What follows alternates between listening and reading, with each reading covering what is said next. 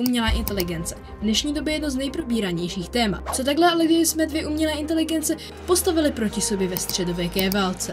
První si ale ukážeme naši mapu, na které tento experiment budeme provádět. Na levé straně řeky tady máme království ChatGPT a na pravé straně řeky království Edity.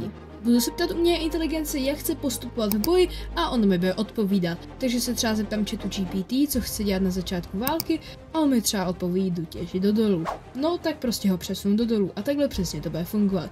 Budu mu popisovat situaci, která se právě nebo ještě děje a on mi na ní bude odpovídat. A tento experiment skončí, až jedna umělá inteligence zabije král svého protivníka. Můžeme jít ale rovnou na to.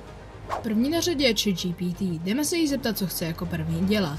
ChatGPT jako nejlepší nápad připadá jít kutat do blízkých hor, což znamená, že ChatGPT posouváme do hor a získává lepší vybavení a meče. ChatGPT asi zastává nějaký trpasličí klan. Dále na řadě Edity, také se jí zeptáme, co chce jako první dělat. OK, tak tohle jsem absolutně nečekal. Edity si totiž vybralo rovnou naběhnout na království ChatGPT. Což znamená, že sice vojáci nebudou připravení, ale zase budou mít takzvaný moment překvapení.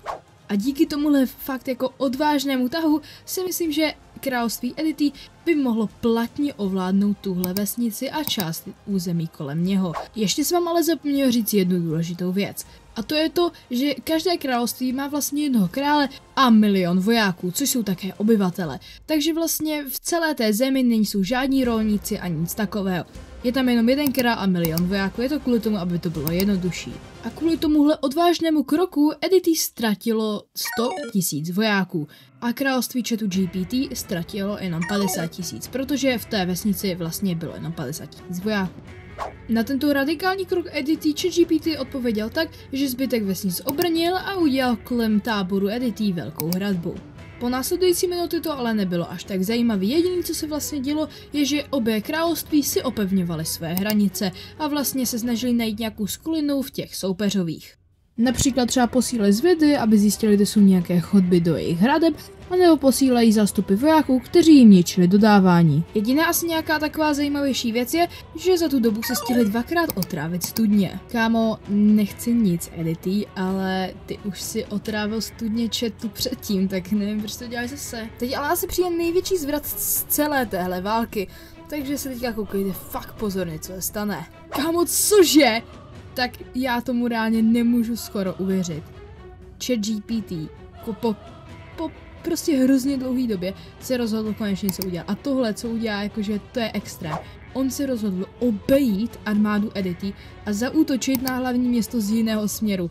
A to se mně zdá jako fakt dobrý nápad. A najednou začíná obrovský závod s časem. ChatGPT se totiž snaží dostat k hlavnímu městu Edity rychleji než armáda samotného Edity.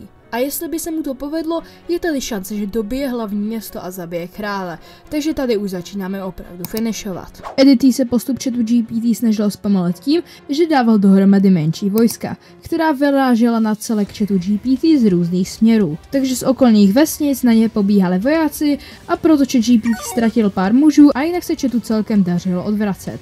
Díky tomuhle ale Edity získalo pár kilometrový posun, díky čemu se ještě přiblížilo k armádě chatu a uvidíme, jak tento závod s časem dopadne. A po pár kolech to ChatGPT opravdu dokázal. Dostal se až k hlavním branám Edity. A trvalo mu jenom další jedno kolo, aby se dostali přes ně. V noci totiž udělal tajnou akci, přelezl brány a otevřel pro ostatní vojáky. Tohle to vypadá pro Edity fakt hodně špatně. A o pár kol později ChatGPT dobil celé hlavní město.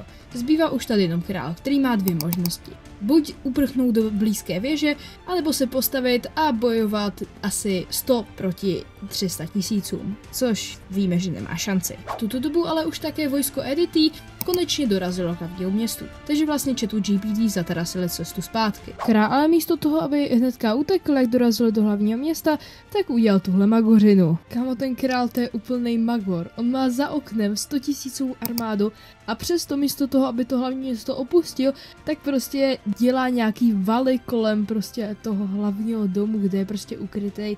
Absolutně nechápu, jako zdrží to ty vojáky tak na jedno kolo a jako jestli pak neuteče, tak je mrtvej prostě, jako nevím o co se pokouší. Borec si myslí jako, že je Thanos, nebo jako prostě co dělá? Pak král ale konečně došel k rozumu a rozhodl se opustit hlavní město. takže vyjel se svou družinou do blízké věže. Okamžitě ale potom, jak se ptal ChatGPT, co chce dělat dál, tak řekl, že se svou družinou pojede okamžitě za ním, což je celkem dobrý nápad, ale úplně se mi to nezdá. Zatímco ale družina ChatGPT jede za králem, v hlavním městě se začíná schylovat k obrovskému masakru.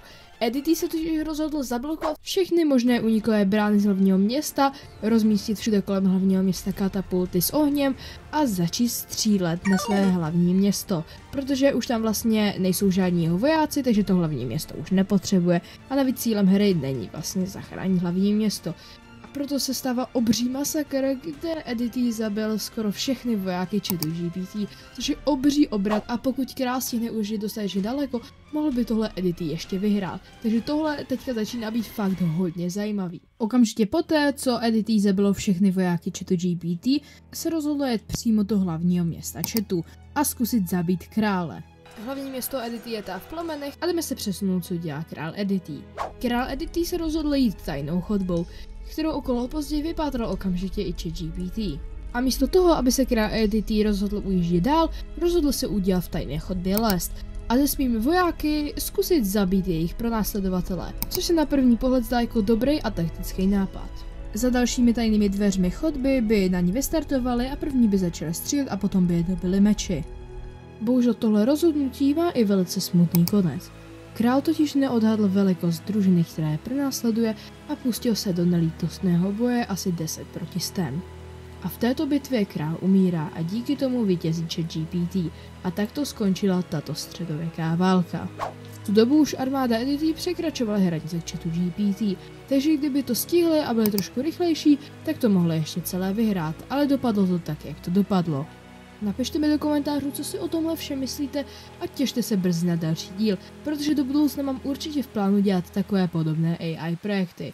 Dejte like a odběr a budu rád za sdílení a u dalšího videa zatím. Čau.